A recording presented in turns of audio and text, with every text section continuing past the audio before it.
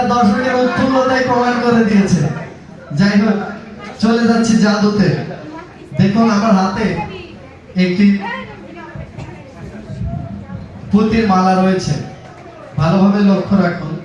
এই মালা সম্পর্কে আমি একটু জানিয়ে দিচ্ছি আপনাদেরকে। ধরা যাক এটাই আমাদের বাংলাদেশ, আর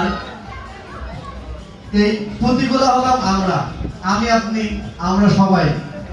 আর এই সুতোটা হলো ভালোবাসার বন্ধন।